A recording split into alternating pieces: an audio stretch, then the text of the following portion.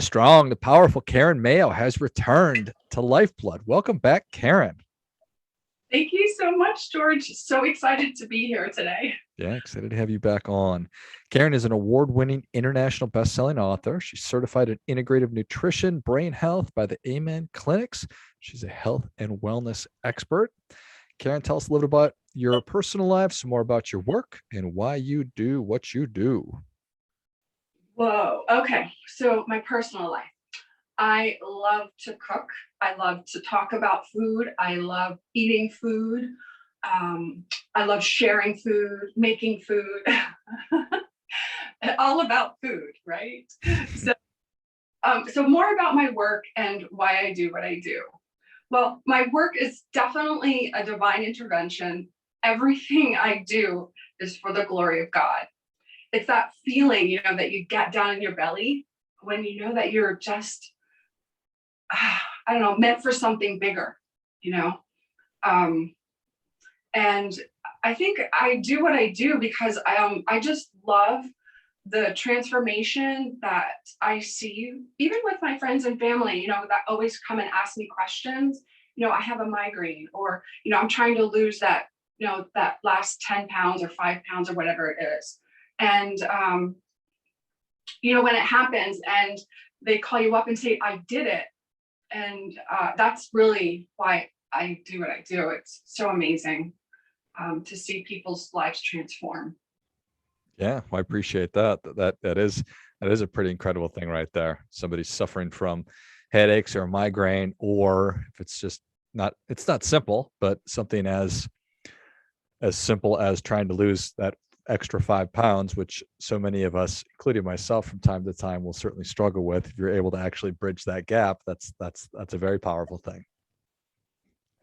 Yeah, and it's just actually tweaking what people are already eating.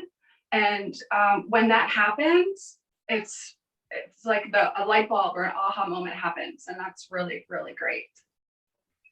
Yeah, well, I appreciate that. So there's so many different things that we can be focused on, right? If it's a specific kind of diet, or if we're trying to lose weight or build muscle or whatever it might be. And then you start thinking about, okay, how do I make sure that I have a healthy heart? How do I make sure I have a healthy brain? Which is something that it's important to me to have a healthy brain or a healthier brain or whatever. So how do you think about brain health? How does that fit into your world? Right. So being certified in brain health, and I actually, as an integrative nutritionist, I specialize in brain health. It's like taking care of the whole person, that body-mind connection. Putting together a nutrition plan unique to each person's brain can be very beneficial. Your brain actually uses 30% of the calories that you put into your body. And actually what happens is that those calories affect how your brain works. Your brain is also the fattest organ in your body. Did you know that? I did not. So yes, the brain is the fattest organ. It's 3 pounds of fat. And that's why the need for omega-3s every day is so, so important. So when we eat better, our brain and our body are better, and our overall longevity, and really genetics. I mean, genetics, people talk about genetics. Oh, I can't lose weight because of genetics. Well, that's not true, because it's only 30% genetics. And really the other 70% is your is really affected by your lifestyle choices and your unhealthy eating habits. Matter of fact, in the past 10 years, 41% has led to the rapid rise of ADD, ADHD, and they're due to many of the factors that we were just talking about, like low fat, low fiber diets, high glycemic diets. And it was also the increased use of electronics, decreased exercise, and actually the lack of sleep.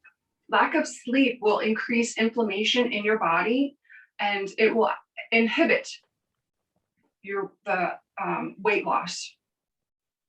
It's like this perfect awful storm, like literally, of all these damaging things coming together with the crap that we're putting into our bodies in the form of bad food, in the form of electronics and the lights and everything else, and then we're not sleeping, and all of a sudden we're not healthy anymore. Right. So, it's everything that's coming at us. And, it did take 10 years for all this to happen. So, just taking little time, just to be mindful of your electronics at nighttime, like when you're eating dinner, just put them on silent. You don't necessarily have to turn them off, but you don't need to be listening to all the dings and, the phone call or whatever, because it's distracting. And, the kids actually, they say within 10 years, the kids are going to have digital dementia. And who the heck knows what that's going to look like? It's really scary place that we're in right now. Actually, if we can be aware of it and switch that and just be mindful of that, we can do this. Digital dementia. I've never heard that term before. It sounds bad. It is bad. It's very bad. The kids are learning on their electronics. They're not learning skills out in the world. So that's a whole nother podcast right there, and one worthy for sure of talking about. I really want to get back to the brain, that it's 3 pounds of fat, and why not, right? Well, why wouldn't my brain be made of fat? I had no idea what it was made of before. And certainly I am somebody, and I can't imagine that there's too many people, but maybe that's not the case. I want to be as healthy and as sharp from a mental standpoint as I possibly can be for as long as I can be. And is there a reason that shouldn't be the case? No, I mean, to be honest, Alzheimer's actually starts decades before it's even diagnosed. So you have to start now. If you have a history of, Alzheimer's or dementia, or you had any head trauma, let's say like accidents or playing sports, horse riding accidents or anything like that, car, bicycle, falling down the stairs, like just any type of accident where you hit your head, you should really think about getting, number one, calling me, getting on a food, and also getting an appointment at the Amen clinics. There's so many things to do, but definitely start with food and supplements. Because food can be medicine, and then also food can be poison, right? So we either can enhance our brain health, or we can, give ourselves brain fog and messy moods, people who are always up and down. Yeah, So, which I know I've certainly experienced, and I think I could probably tell you, if I put this in my mouth, here's how I'm going to feel, 20 minutes, 2 hours, 3 hours, 4 hours later. And I think it's, if you want to get in a fight with somebody, talk about, your favorite kind of a diet, if they're the opposite, or if they don't necessarily think that. But does everybody's body respond differently to different foods? absolutely. Yes, because every body is unique. I love that. Every single person is different of their makeup. And that's what, so much that I love about the challenge of working with different people. And that's to figure out what blood work you have, and to figure out what supplements you need, and to figure out what food you need. So that's the things that I love to do. Like putting together a puzzle. Like I have all these puzzle pieces. And also, with eating healthy, brain and cognitive function is so much better. Who wants to walk around in brain fog? Not me. No. But a lot of people do. A lot of people do. And health is our greatest wealth that we have. Yeah, I mean, at some point, it is a conscious choice, at least from my perspective, that I am choosing if I'm exercising or if I'm eating. And if I've just conditioned myself to only eat crap, and this is just the way that I've been feeling for a long time, I maybe just don't even realize that I could be feeling considerably better. It's true, because once you start feeling so much better, and you won't even, like, it's so day and night that you won't want to feel bad. You won't, I mean, yeah, so it's about living, right? It's not about dieting. That's my slogan. It's not about dieting, it's about living. But yes, so you have to live, right? So all the holidays, your birthday, everything. Yes, have a piece of cake, but really honestly, stay away from the corn, the canola, the fried. That is one of the number one foods, or even stuff that you fry, that will lead to heart disease and blocking of the arteries. That canola is so bad, so bad. So that's a type of vegetable oil. Yes. Yeah. Well, people think it's vegetable oil that's so good for us. And it is number one genetically modified, and it is so bad for us. So just because it says vegetable oil doesn't mean that it's good for us. Yeah, that's so interesting right there. I guess I never really thought that when I see vegetable, I think, oh, good, healthy. And how would oil from a vegetable, how would that not be bad? But to your point, it's the worst. It's the worst. Yeah, absolutely. Yeah, corn. And I mean, we can go down the line, but soybeans is another one. It's one of the processed and genetically modified foods. So that's another one. Soybeans are not healthy. Many people think they are, but they're not. They absolutely are not. So you mentioned blood work. So I guess I'd love to hear, how do I figure out, let's just say I call you or I email you. I say, hey, Karen, my name's George. I heard you on this podcast. I'm interested in figuring out what foods are right for my body. I want to develop this is the most important thing. One of the most important things I could do. I'm ready to take ownership of this. How do we figure this out? Sure. So, well, I would love to get the blood work from your doctor, or you can do your most recent blood work through Amen Clinics, or you can go to Quest, or however you want to go through, whoever. And then we will go through your blood work, and we will read it. You will understand what that means and what the solution can be. And then we work with your doctor to get all of that done. Okay. So I can just reach out to my primary care physician and say, hey, I'm trying to put together a custom meal plan. Can you share with me my most recent blood work, and just Correct. And that'll give you what you need. Yes. Got it. Fascinating. And that's just your training and your ability to look at everything and say, oh, look at that. George really responds well, or he needs. What just from there, how do we figure that out? Or right. So, what is that?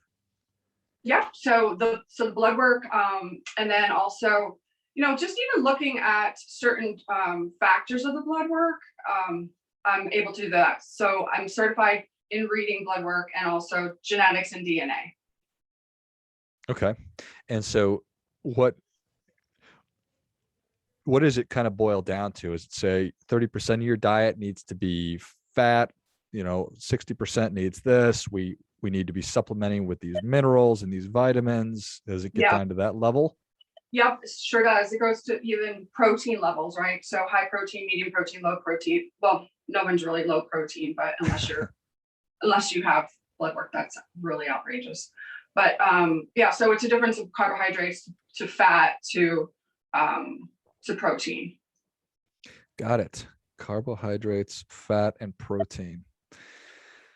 And okay. And can I say that Please. The carbohydrates obviously are simple and complex. So the simple is the sugars, and the complex is our vegetables and other carbohydrates. So I should have what? 30% sugar? Just kidding, no. Karen. No, George. 0% sugar. No, that's not true. So, like fruit has sugar in it, but those are natural sugars, right? So we all know what natural sugars are. It's the added sugar. It's the sugar that you can't read on labels. And that's a whole nother podcast, by the way. The 40 gazillion names of sugar and what they do. You are obviously immersed in this world. I don't know that I knew up until probably fairly recently that that what you just said is you kind of take as obvious. That's not necessarily obvious to a lot of people, knowing that the sugar that comes from a glass of orange juice, that's not necessarily a good thing either.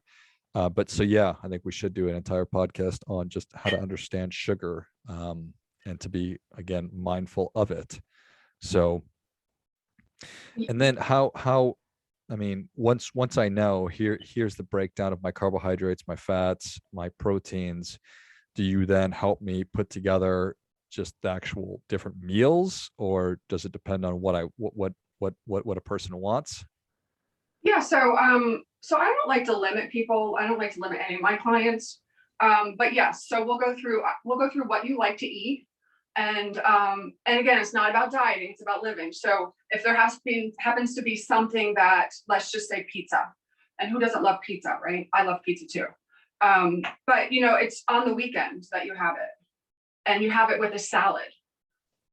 So good green salad with your pizza will save you so many, let's say, calories. Because what happens is the greens in the salad help to oxidize the stress that the gluten or the pizza and the cheese and everything else is putting on your body. So it actually is preparing your body to help break down the gluten and the fat, the carbohydrate in the pizza.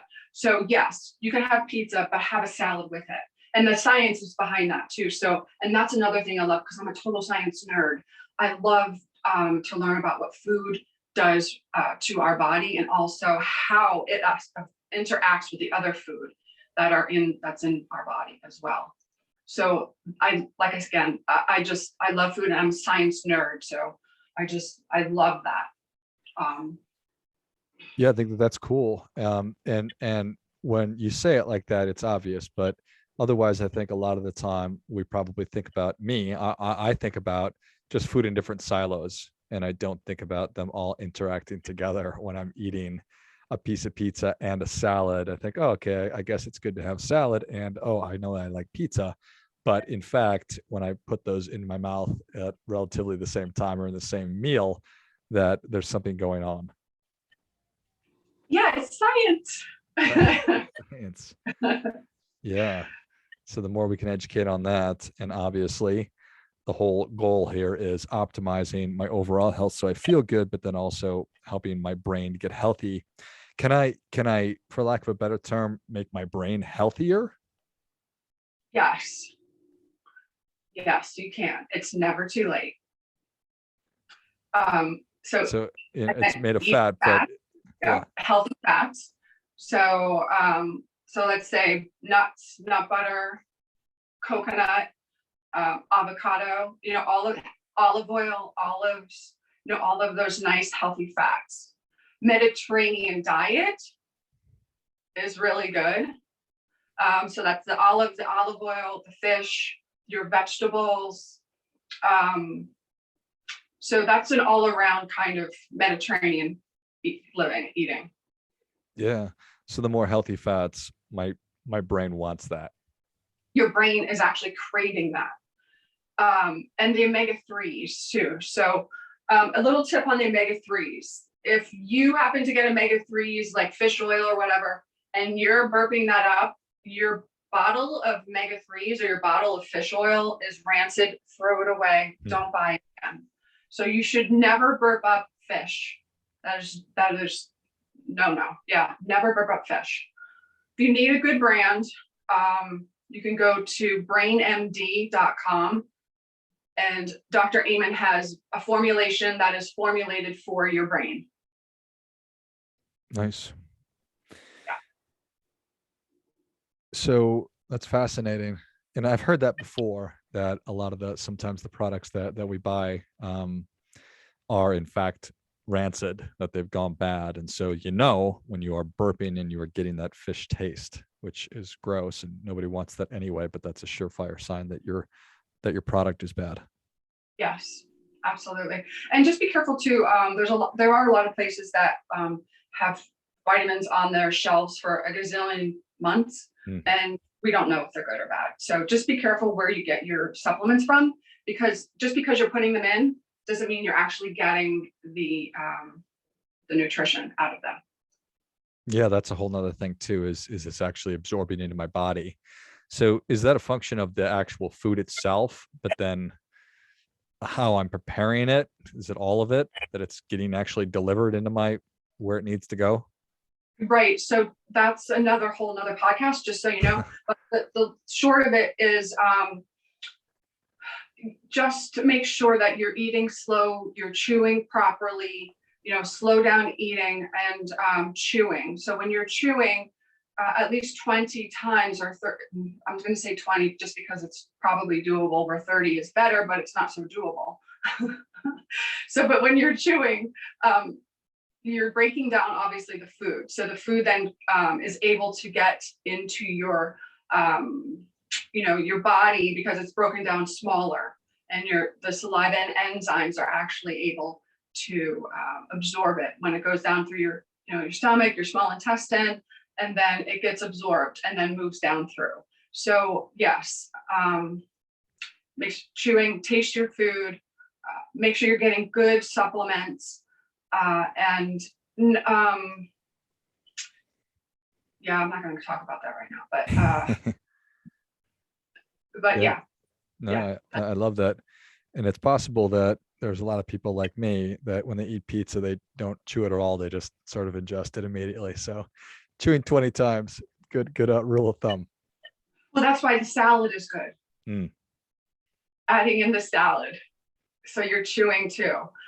Yes, I get it. So pizza. Yes, it's so yummy. The sauce, you just want to swallow it. I get that. But slow down just a little bit, or take smaller bites. Really enjoy your pizza. And you probably will eat less. Smaller And you bites. won't have much brain fog the next day. I like it. Small bites. That is how we eat elephants and how we should be eating pizza and tackling all of life's challenges. Karen, I love it. Well, I appreciate you coming back on. How can people, where can people learn more about you? How can people connect with you? Sure. My website, which is karenmayo.com. Instagram, my handle is @mindfulmayo. And I have an email, coach@karenmayo.net. Perfect. Well, if you enjoyed this as much as I did, show Karen your appreciation and share today's show with a friend who also appreciates good ideas. Go to karenmayo.com. Find her on Instagram at mindfulmayo and shoot her an email at coach@karenmayo.net. Perfect. Yes. Excellent. Well, I will list all those in the notes of the show. Thanks again, Karen. Thank you. And until next time, keep fighting the good fight. We are all in this together.